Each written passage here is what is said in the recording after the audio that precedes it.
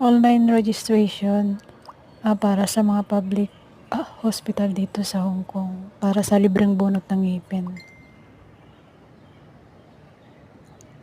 Yan yung link na i-search nyo sa Google. Tapos yan, dadaling kayo dyan.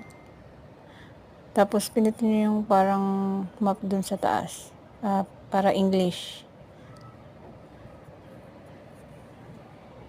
Yan siya. Basahin nyo yung mga rules dyan.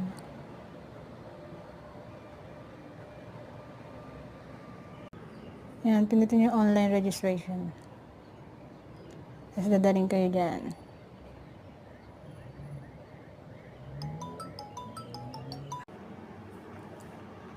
Ito yung continue.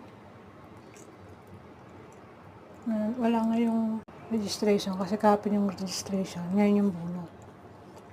Ngayon yung mga available na public hospital na nagbubunot. June 1, funding. Yun lang.